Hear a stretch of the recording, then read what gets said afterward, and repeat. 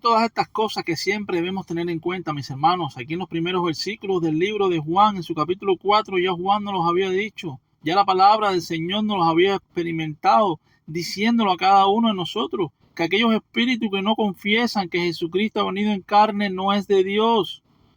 Y asimismo nos dice también una vez que no debemos de temer. Acá en el versículo 4 de su capítulo 4, una vez más nos lo dice en primera de Juan, nos lo da a entender y nos lo dice que nosotros somos de Dios, mis hermanos, y sobre todo hemos vencido a esos espíritus. ¿Por qué? Porque mayor es el que está en nosotros. Como creyentes hemos sido bautizados con el Espíritu Santo. Como creyentes hemos sellado un sello que ha puesto el Señor en nosotros, que es el Espíritu Santo, mis hermanos. Recordemos que los creyentes necesitamos ser conscientes en todo momento de la existencia de los demonios y de sus enseñanzas. Es algo real, es algo que existe. Pero sobre todo sabemos que las enseñanzas de estos demonios y de estas falsedades son falsas. Pero debemos de saberlo sin temer. ¿Por qué? Porque aquellos que hemos experimentado el nuevo nacimiento, aquellos que hemos nacido nuevamente, aquellos que nos hemos arrepentido delante de Dios, aquellos que hemos reconocido a Jesucristo como nuestro único Salvador, los que hemos nacido de nuevo y con Él sobre todo la presencia del Espíritu Santo en nuestro interior, mis hermanos, pues poseemos algo importante que el Señor nos ha dado.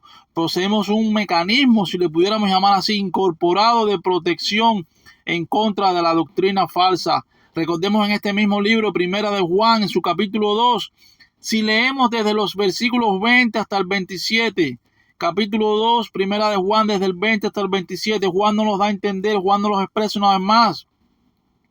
Todos nosotros como hijos de Dios debemos de recordar que el Espíritu Santo nos guía a la sana doctrina. ¿Para qué? Para beneficio de cada uno de nosotros como que somos cristianos genuinos. Sabemos diferenciar, nuestros ojos han sido abiertos mediante el Evangelio. Cuando vayamos a una iglesia sabremos definir si es sana doctrina lo que se está predicando.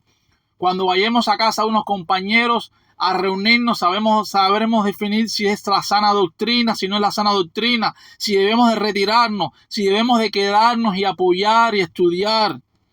Todo esto es lo que da la evidencia, mis hermanos, que la salvación sí ha ocurrido en la vida de cada uno de nosotros como cristianos.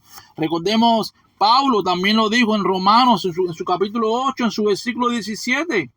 Cuando dijo que nosotros somos herederos de Dios y sobre todo coherederos con Cristo.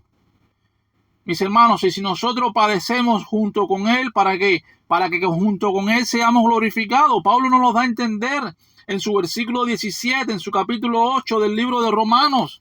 Y cada uno debemos de saber eso. La protección contra el error, sobre todo, o la victoria sobre el que son garantizadas por la sana doctrina.